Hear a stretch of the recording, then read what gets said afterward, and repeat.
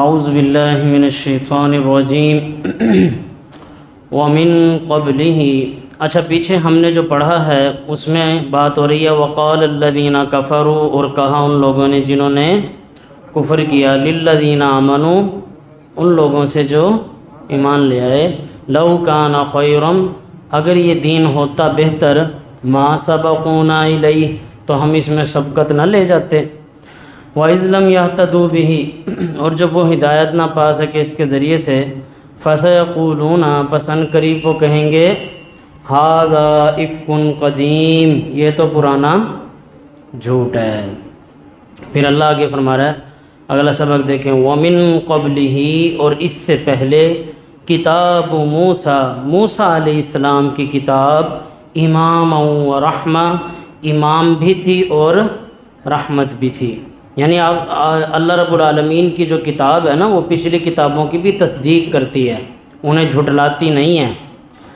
یہ قرآن مجید کہتا ہے کہ تورات بھی ٹھیک تھی، زبور بھی ٹھیک تھی، انجیل بھی ٹھیک تھی، اس لیے تو مکہ والوں کے لیے جھٹلانا بھی مشکل ہوتا تھا، وہ یہ بھی نہیں کہہ سکتے تھے کہ کوئی نیا دین لے کر آ گئے ہیں، کیونکہ بہت ساری باتیں وہی تھی جو پہلے تورات اور زبور میں آ چکی تھی، تو وہ بڑی مشکل سے کوئی آپ صلی اللہ علیہ وسلم کے اوپر الزام لگاتے تھے، ان کے لیے بڑا مشکل ہوتا تھا۔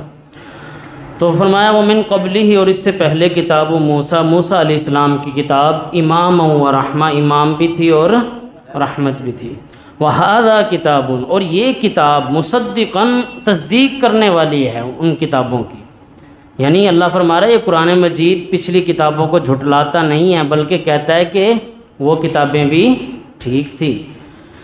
وہذا کتاب، اور یہ کتاب مصدقاً، تصدیق کرنے والی ہے، لساناً عربیاً، عربی زبان میں، لینذر الذین، تاکہ ڈرایا جائے ان لوگوں کو، ظلموا، جنہوں نے ظلم کیا، وبشریٰ للمحسنین، اور خوشخبری اور بشارت ہے نیکی کرنے والوں کے لیے۔ اچھا جی، اب اگلی آیت بھی ساتھ ہی ہم پڑھیں گے آج، تو یاد تو ظاہر سی بات ہے ہم نے آپ کو انشاءاللہ کروا کے بھیجنا ہے۔ ان الذین قالوا، بے شک وہ لوگ جنہوں نے کہا، ربنا اللہ، ہمارا رب اللہ ہے، ثم استقاموا، پھر وہ اس پر ڈٹ گئے، فلا خوف علیہم ولا هم یحزنون، پس نہ ان پر کوئی خوف ہوگا اور نہ ہی وہ غمگین ہوں گے۔ اب یہ جو آیت ہے یہ بہت اہم آیت ہے، اور اس کی تفسیر کو سمجھنا بھی بہت ضروری ہے کہ اللہ فرما رہا ہے ان الذین قالوا، بے شک وہ لوگ جنہوں نے کہا، ربنا اللہ، ہمارا رب اللہ ہے۔ اب یہاں تک جملہ مکمل ہو چکا تھا، بات مکمل ہو گئی تھی، تو بندے نے کیا کہنا ہے کہ ہمارا رب اللہ ہے۔ اللہ اب یہاں سے آگے کہہ سکتا تھا فلا خوف علیہم ولا هم یحزنون، ان پر نہ کوئی خوف ہوگا نہ وہ غمگین ہوں گے جنہوں نے کہا کہ ہمارا رب اللہ ہے، لیکن بیچ میں ایک جملہ آ رہا ہے کہ ان الذین قالوا ربنا اللہ، بے شک وہ لوگ جنہوں نے کہا ہمارا رب اللہ ہے، ثم استقاموا، پھر وہ اس پر ڈٹ گئے، جم گئے، یعنی وہ اس سے پھر ذرا سے بھی ہلے نہیں۔ جب انہوں نے ایک بار مان لیا نا کہ ہمارا رب اللہ ہے، تو زبان، یہ ڈٹ جانے کا مطلب ہے کہ صرف زبان سے اقرار نہیں بلکہ اپنے عمل سے بھی بتانا کہ واقعی ہی ہمارا رب اللہ ہے، ہم اپنے رب پر ایمان لانے والے ہیں۔ ایسا نہ ہو کہ انسان زبان سے تو کہے کہ میرا رب پر ایمان ہے، جب اس پر کوئی غم آئے، کوئی تکلیف پریشانی آئے تو وہ فوراً کہہ اٹھے کہ معاذ اللہ، اللہ نے یہ مصیبت میرے اوپر ہی بھیجنی تھی، یہ عذاب مجھ پر ہی آنا تھا، کیا میرے ہی بیٹے نے فوت ہونا تھا۔ اس طرح کی باتیں جب وہ غم کی کیفیت میں آئے تو یقیناً پھر وہ اس بات پر ڈٹا ہوا نہیں ہے کہ بے شک اس کا رب اللہ ہے، یقیناً پھر وہ اس چیز سے ہٹ گیا۔ یہ جو ثم استقاموا، پھر اس پر ڈٹ گئے، یہ جملہ ایسے ہے کہ جیسے ایک پہاڑ ہو، جیسے پہاڑ گڑا ہوتا ہے اور مضبوطی کے ساتھ کھڑا ہوتا ہے کہ جس طرح کے بھی حالات آ جائیں، جتنا بھی تنگ وقت آئے، جتنی بھی مشکل آئے، ہر وقت میں اللہ کو ایک ماننا اور اللہ کے بنائے ہوئے دائرے میں رہنا، یہ ہے ثم استقاموا، استقامت اختیار کرنا، کہ ڈٹ جانا کہ میرا رب اللہ ہے، پہاڑ کی طرح کہ چاہے مجھے برا بھلا کہا جائے، چاہے مجھے گالیاں دی جائیں، چاہے میرے اوپر جھوٹے الزامات لگائے جائیں، چاہے میرے خلاف پرچے کٹ جائیں، چاہے پوری دنیا خلاف کھڑی ہو جائے، اس کے باوجود ایک مومن کہتا ہے ثم استقاموا، وہ ڈٹا ہوا رہتا ہے، استقامت اختیار کرتا ہے کہ بے شک میرا رب اللہ ہے۔ یعنی دنیا میں چاہے میرے ساتھ کوئی بھی سلوک ہو، میں نے اس بات سے پیچھے نہیں ہٹنا کہ میرا رب اللہ ہے۔ جناب محمد الرسول اللہ صلی اللہ علیہ وسلم سے حضرت سفیان بن عبداللہ رضی اللہ عنہ نے کہا کہ اے اللہ کے رسول صلی اللہ علیہ وسلم، مجھے آپ ایک ایسی نصیحت فرما دیں کہ آپ کے بعد مجھے وہ کسی سے نہ پوچھنا پڑے اور وہ نصیحت میرے لیے کافی ہو جائے۔ کیا کہا کہ وہ نصیحت نہ مجھے دوبارہ کسی سے پوچھنی پڑے آپ کے بعد، اور وہ نصیحت میرے لیے کافی ہو جائے۔ تو آپ صلی اللہ علیہ وسلم نے فرمایا اے سفیان بن عبداللہ، تم کہو کہ میں اللہ پر ایمان لایا، میں اللہ پر ایمان لایا، ثم استقم، اور پھر اس پہ ڈٹ جاؤ، پھر ہلنا نہیں ہے، پھر چاہے گھر والے مخالف ہو جائیں، پھر چاہے رشتہ دار مخالف ہو جائیں، پھر چاہے پورا محلہ مخالف ہو جائے، یا پورا شہر تمہیں شہر سے ہی نکال دے، جیسے محمد الرسول اللہ صلی اللہ علیہ وسلم کو مکہ سے نکال دیا، یا پورا ملک ہی تمہارے خلاف کھڑا کیوں نہ ہو جائے، یا پوری دنیا ہی تمہارے خلاف کیوں نہ ہو جائے، تم نے کہنا ہے کہ میں اپنے رب پر ایمان لایا اور اس پر ڈٹ جانا ہے۔ یہ ڈٹ جانا ہی صحابہ اکرام رضوان اللہ علیہم اجمعین کے لیے مشکل وقت تھا۔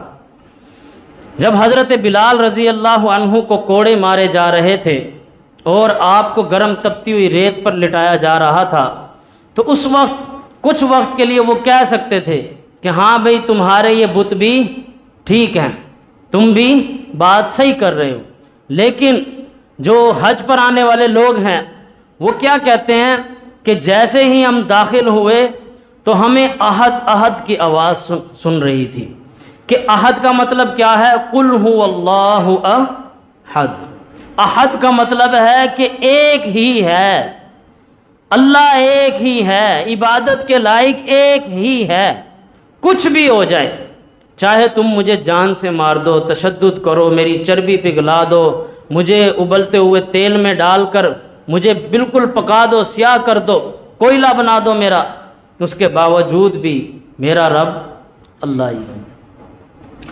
چاہے میرے جسم سے ہڈیاں الگ کر دو، گوشت الگ کر دو، تب بھی میرا رب اللہ ہے۔ ایمان صرف اللہ پہ ہونا، یہ ہے ثم استقم کے اس پر ڈٹ جانا۔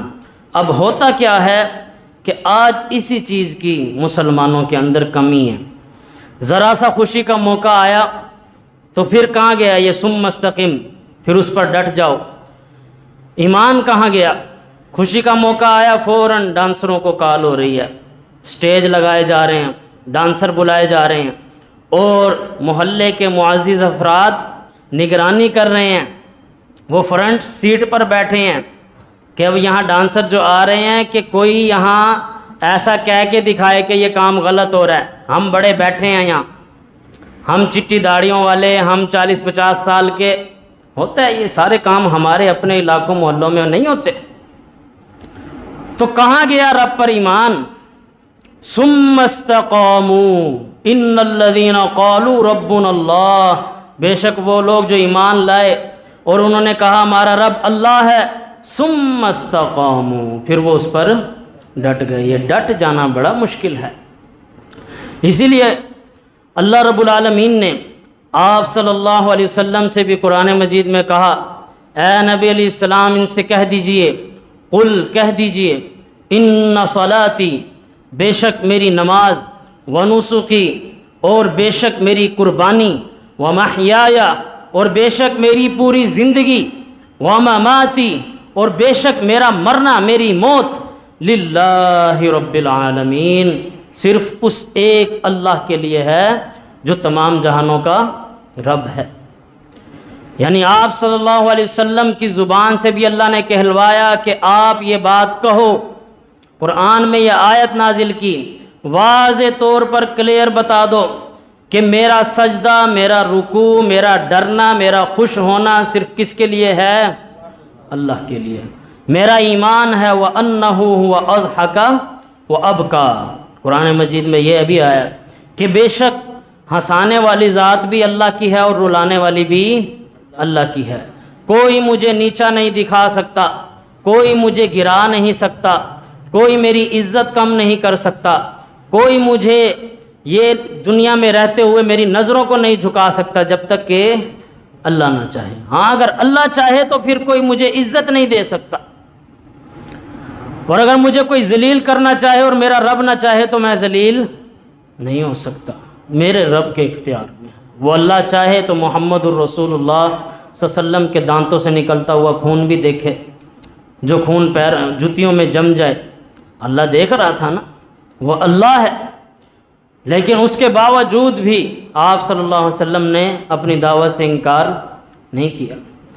اگر ایک مثال ہے، معاذ اللہ، یہ غیر مسلموں کے لیے میں ایک جواب دے رہا ہوں کہ اگر محمد الرسول اللہ صلی اللہ علیہ وسلم معاذ اللہ ثم معاذ اللہ کوئی جھوٹے نبی ہوتے تو آپ صلی اللہ علیہ وسلم کے لیے بڑا آسان تھا کہ آپ صلی اللہ علیہ وسلم سب کے لاڈلے تھے۔ 40 سال کی عمر میں نبوت کے اعلان سے پہلے آپ صلی اللہ علیہ وسلم کو ہر شخص اپنا رشتہ دینے کو بھی تیار تھا، اس لیے تو سب سے امیر خاتون حضرت خدیجہ رضی اللہ عنہا نے رسول اللہ صلی اللہ علیہ وسلم سے نکاح کیا۔ تو آپ صلی اللہ علیہ وسلم کے لیے ہر قسم کی آفر اویلیبل تھی کہ جو بھی چاہیں حاصل کر لیں، لیکن اس کے باوجود آپ صلی اللہ علیہ وسلم نے پتھر کھائے، پھر بھی آپ صلی اللہ علیہ وسلم ڈٹے رہے۔ اس کی وجہ کیا تھی کہ اللہ نے کہا ہے ایمان لانے کے بعد ثم استقاموا، پھر اس پہ ڈٹ جاؤ۔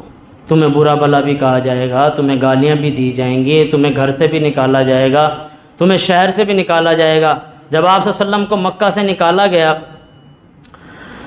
تو آپ صلی اللہ علیہ وسلم کی آنکھوں میں آنسو جاری ہو گئے، اور آپ صلی اللہ علیہ وسلم پیچھے مڑ کے مکہ کو دیکھتے ہوئے کہنے لگے کہ اے مکہ، اگر یہ مجھے یہاں سے نہ نکالتے تو رب کائنات کی قسم ہے میں اس مکہ سے کبھی بھی نہ نکلتا، میں کبھی بھی اس مکہ سے نہ جاتا۔ ظاہر سی بات ہے جہاں محمد الرسول اللہ صلی اللہ علیہ وسلم نے اپنی زندگی کے 53 سال گزارے ہیں، 53 سال معنی رکھتے ہیں۔ 10 سال آپ صلی اللہ علیہ وسلم نے مدینہ میں گزارے ہیں، باقی 53 سال کا عرصہ وہ آپ صلی اللہ علیہ وسلم نے مکہ میں گزارا ہے۔ تو وہ ظاہر سی بات ہے وہاں کی گلیاں، وہاں کے لوگ، وہاں کے رہائشی، وہاں کے رشتہ دار سب آپ صلی اللہ علیہ وسلم کو یاد آتا تھا۔ اور پھر وہاں مدینہ جا کر بھی آپ صلی اللہ علیہ وسلم کو یہی لگی رہی کہ کب میں مکہ کو فتح کروں۔ پھر آپ صلی اللہ علیہ وسلم نے مکہ کو فتح کیا۔ تو میں یہ بتا رہا تھا کہ انسان کو ڈٹ جانا پڑتا ہے۔ جب انبیاء کے امام محمد الرسول اللہ صلی اللہ علیہ وسلم کو لوگوں نے نہیں بخشا تو ہم کس کھیت کی مولی ہیں؟ ہم کیا چیز ہیں؟ ہم کہیں کہ میرا ابو کہتا ہے کہ نماز ایسے نہیں پڑھنی، لہٰذا اب سے میں ایسے نہیں پڑھوں گا۔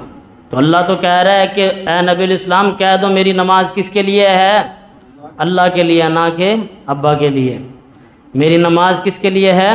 اللہ کے لیے، نہ کہ اماں کے لیے۔ میری قربانی کس کے لیے ہے؟ اللہ کے لیے۔ چاہے والد جتنا بھی کہتا رہے، چاہے بیٹا باپ کو کہے یا باپ بیٹے کو کہے کہ یہ ایک جانور تو ہم یہاں گھر میں کریں گے، ایک جانور ہم فلاں بزرگ ہیں پیر صاحب جس کا میں مرید ہوں وہاں جا کر ذبح کریں گے۔ تو ابا کو صاف کہہ دو، قرآن مجید میں اللہ کہتا ہے وہ نوسو کی، اور قربانی کس کے لیے ہے؟ اللہ کے لیے۔ تو ہم صرف اللہ کے لیے قربان کریں گے۔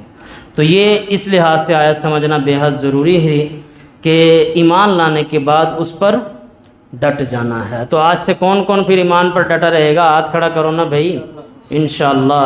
ان الذین قالوا، بے شک وہ لوگ جنہوں نے کہا ربنا اللہ، ہمارا رب اللہ ہے، ثم استقاموا، پھر وہ اس پر ڈٹ گئے، فلا خوف علیہم ولا ہم یحزنون، نہ ان پر کوئی خوف ہوگا نہ ہی وہ غمگین ہوں گے۔ یعنی ان کے لیے تحفہ پھر یہ ہے کہ وہ ہر ڈر سے آزاد ہو جائیں گے اور ہر غم سے آزاد ہو جائیں گے۔ انہیں کوئی غم دو چار کر کے ایسا نہیں ہے کہ ان کی زندگی ختم کر دے۔ یہ جو لوگ پاگل ہو جاتے ہیں نا کسی کی فوتگی پر، یہ وہ اللہ تعالیٰ سب کو صبر دے، صبر جمیل دے، باقی ہر کسی کا اپنا ایک ذہن اور معاملہ ہے، کمزوری ہے، تو ایک غم کی کیفیت ضرور ہوتی ہے، لیکن یہ وہ لوگ ہوتے ہیں جن کا ایمان بھی کہیں نہ کہیں بہت کمزور ہوتا ہے۔ یعنی ان کا یہ ایمان، وہ سمجھ رہے ہوتے ہیں کہ ہمیشہ وقت ایسے ہی رہے گا، لیکن جب وقت بدلتا ہے، اپنے رنگ دکھاتا ہے اور اللہ ان کی قیمتی چیز کو اپنے پاس بلا لیتا ہے تو وہ پاگل ہو جاتے ہیں، ان کا دماغ کام کرنا چھوڑ جاتا ہے۔ اور اللہ نے قرآن میں کیا کہا ہے، بندے کو جنت ایسے تھوڑی مل جائے گی بھائی، بڑی مشکل ہے۔ اللہ فرماتا ہے لن تنالوا البر حتی تنفقوا مما تحبون، تم ہرگز نیکی کو پہنچ ہی نہیں سکتے جب تک کہ اپنی محبوب ترین چیز اللہ کی راہ میں چھوڑ نہ دو، صدقہ نہ کر دو، تب تک نہیں پہنچو گے۔ محبوب ترین چیز کیا ہوتی ہے؟ اولادیں ہوتی ہیں۔ محبوب ترین چیز انسان کو اپنا مال، اپنا گھر بار، یہ سب چیزیں ہوتی ہیں نا، اور آپ صلی اللہ علیہ وسلم نے یہ سب چھوڑا ہے، اپنا شہر بھی چھوڑا، اپنا گھر بھی چھوڑا، اور اپنے ہی ہاتھوں میں اپنے بیٹوں کی زندگیاں بھی جاتے دیکھی ہیں، اپنے 3 بیٹے اللہ کو پیارے ہوتے دیکھے ہیں۔ یہ محمد الرسول اللہ صلی اللہ علیہ وسلم ہے، لیکن اس کے باوجود آپ صلی اللہ علیہ وسلم ڈٹے رہے۔ اولئک اصحاب الجنت، یہی وہ لوگ ہیں جو جنت والے ہیں۔ اللہ اکبر۔ اللہ نے صرف ایک بات کہی ہے کہ ایمان لانے کے بعد اس پہ ڈٹ جانا ہے۔ یہ صرف جو ڈٹ جانا ہے نا، کہ کھڑے رہنا، یہ صرف ایک وقت کا جوش اور جذبہ نہیں، یہ پوری زندگی کے لیے سبق ہے کہ آپ ڈٹے رہو۔ اس کے لیے اللہ نے کیا کیا انعامات بتائے ہیں کہ نہ اس پہ کوئی میں خوف آنے دوں گا، نہ میں اسے کبھی غمگین ہونے دوں گا۔ اولئک اصحاب الجنت، یہی وہ لوگ ہیں جن کے لیے جنت ہے۔ اور پھر یہی نہیں کہ کچھ وقت کے لیے جنت، خالدین فیہا، وہ اس میں ہمیشہ ہمیشہ رہیں گے، ہمیشہ کی جنت۔ اور پھر فرمایا جزاء بما کانوا یعملون، یہ بدلہ ہے اس چیز کا جو وہ عمل کیا کرتے تھے، یعنی یہ نیکیوں کا بدلہ ملا۔ ایسا نہیں ہے کہ جہاں مٹھا تھے اگلا کنج ڈٹھا، کل ہم پیر صاحب کا پلو پکڑ کے گزر جائیں گے۔ پیر صاحب نے چاہے 100 حج کیے ہوں، وہ آپ کو جنت میں نہیں لے کے جا سکتا، مجھ سے لکھوا لیں، میں فتویٰ دینے کو تیار ہوں۔ پیر نے چاہے 100 حج کیے ہوئے ہیں، وہ اپنے مرید کو جنت میں لے کے جا سکتا نہیں، تب تک جب تک کہ اس کے مرید نے بھی نیکیاں نہ کمائی ہوں، جب تک اس کے مرید نے خود نیک اعمال نہ کیے ہوں۔ اور ایک باپ جتنا مرضی نیک ہے، متقی ہے، پرہیزگار ہے، اگر بیٹا نافرمان ہے اور وہ نیکی کا کام نہیں کرتا، چاہے باپ ایڑی چوٹی کا زور لگا لے، وہ اپنے بیٹے کو جنت میں نہیں لے کے جا سکتا۔ ہر بندے کے وہی کام آئے گا۔ اینڈ پہ اللہ نے بتا دیا نا، یہ بدلہ کس چیز کا ہے؟ جو تم عمل کرتے ہو، یہ فری میں نہیں مل رہی، جنت کی قیمت ہے، اور وہ قیمت ہے کہ اللہ کے لیے اپنی زندگی کو وقف کر دو۔ اللہ رب العالمین ہم سب کو سمجھ کر عمل کرنے کی توفیق عطا فرمائے۔ دیکھیں بھئی، سبق یاد کر لیتے ہیں۔